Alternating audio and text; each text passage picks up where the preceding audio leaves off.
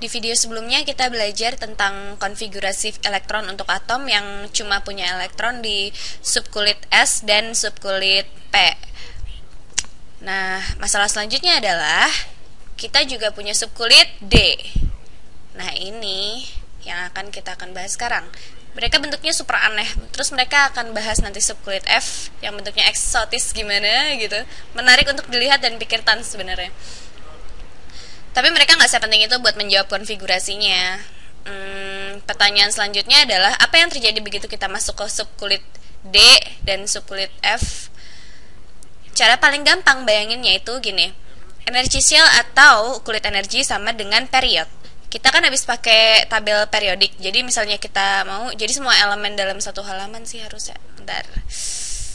Periodiknya sebelah kiri tapi nggak kelihatan yang sebelah sana kan? Ini satu, period 1. Coba pakai warna yang lebih gelap. 1, 2, 3, 4, 5, 6. Pas banget kan sehalaman. Oke, jadi tiap baris itu satu period. Untuk terus untuk mencari konfigurasi elektronnya di video sebelumnya kan kita gini kan, misalnya helium. Bentar, saya kopas dulu heliumnya. Kita mau taruh heliumnya di blok S di sebelah sini. Jadi kan tepat di sini kan. Alasannya ya ini kalau kalian penasaran sama tabel periodik aja sih. Ini karena helium propertinya mirip banget sama elemen lain di kolom ini nih. Di kolom ini nih, alias kelompok ini. Tiap kolom ini disebut kelompok. Nanti kita bahas tentang elektron valensi dan kenapa dia menyebabkan properti elemennya jadi beda-beda. Tapi buat konfigurasi elektron kita taruh aja lah dia di blok S biar gampang ingetnya ya.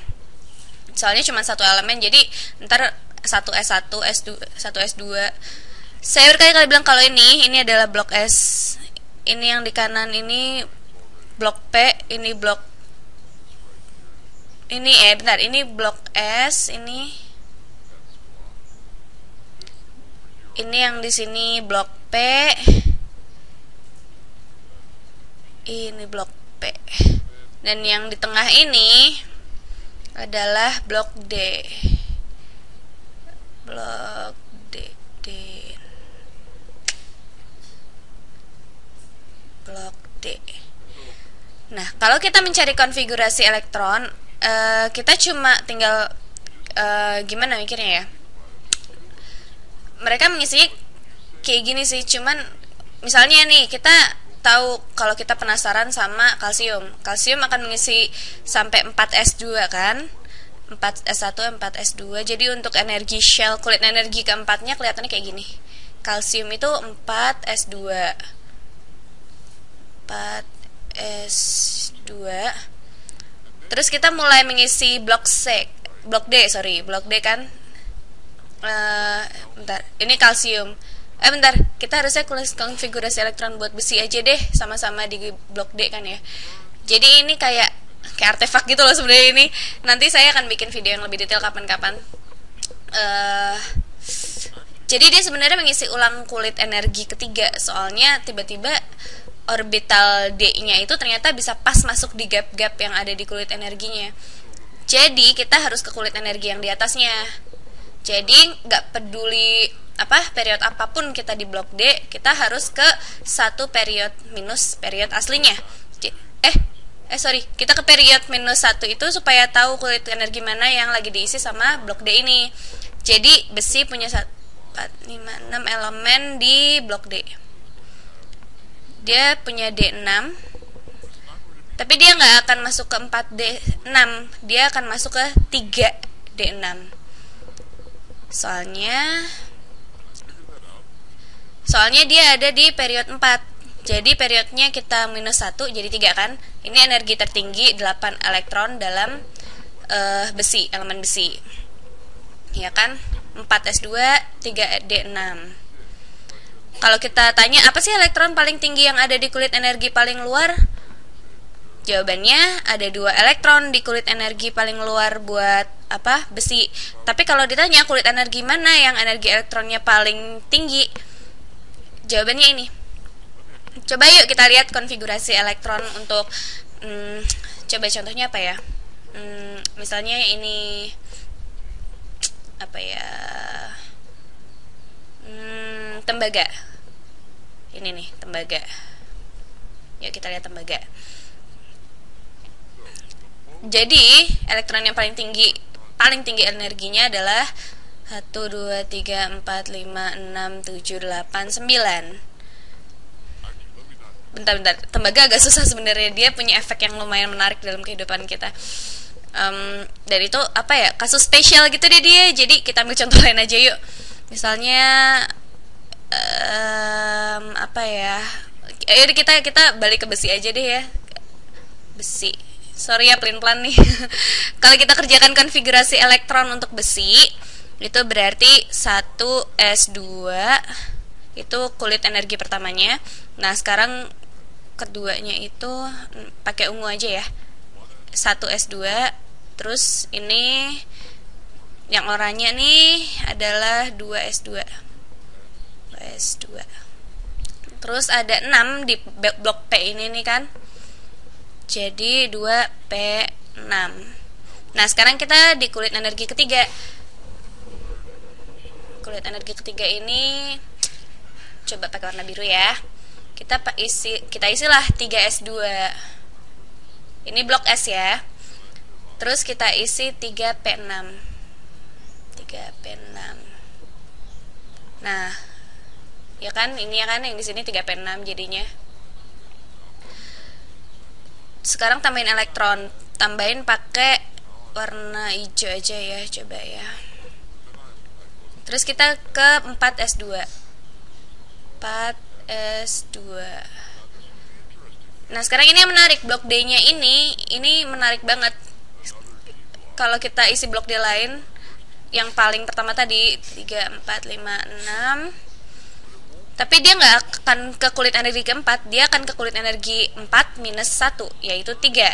Dia akan ke kulit energi ketiga, jadi ini bakal ke 3D6 kayak tadi di awal video kita kerjain. Dan jadi kulit energi ketiga, saya tulis di sini ya, saya nulisnya gini, 3D6. Kalau saya mau urut nulisnya sesuai mereka yang ada di kulit energi mana, bisa saya tulis kayak gini.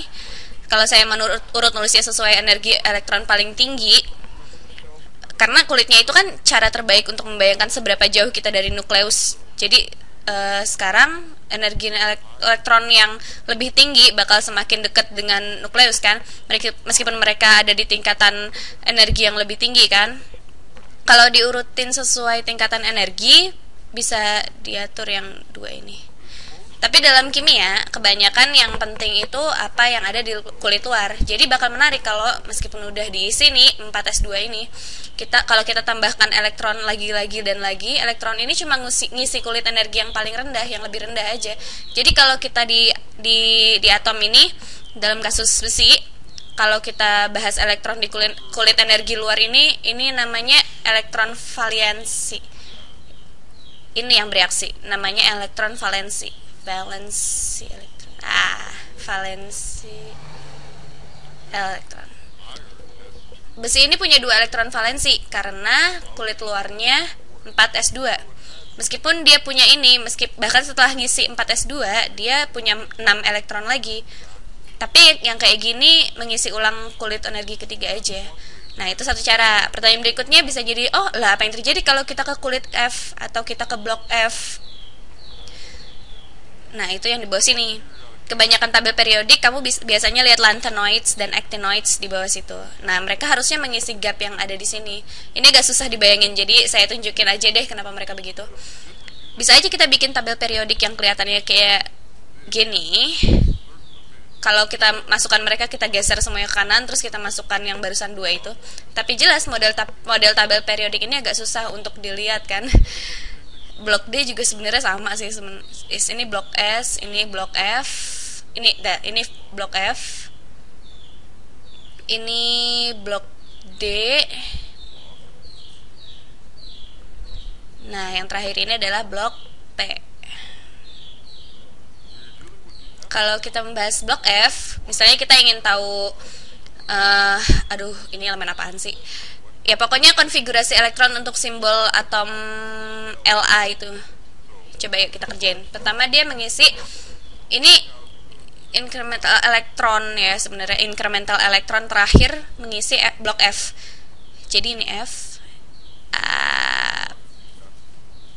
Bentar pakai huruf kecil aja deh.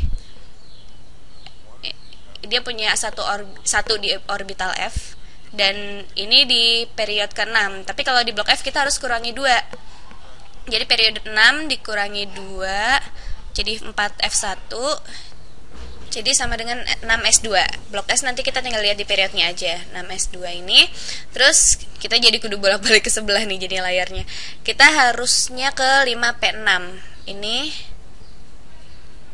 jadinya 5P6. 5P6. Terus dia akan ngisi blok D yang di sini. Blok D ini yang 10 ini nih. Tapi di blok D mereka kan di periode 5 ya, tapi di blok D itu dikurang 1 kan, jadi 4D10. D10. Terus jadi 5S2 ya atasnya lagi. 5S2. Ya udah terus aja. Tapi kayak selesai pertanyaannya. Tapi kalian cuma perlu ingat kok kalau di blok S dan P kita tinggal lihat kita ada di periode berapa. Tapi begitu mulai ngisi blok D, dia ngisi subkulit yang setingkat lebih rendah. Jadi di -1. Terus begitu kita mulai ngisi blok F, yaitu elemen-elemen yang gede-gede banget ini, kita ngisinya di subkulit yang lebih rendah 2 tingkat.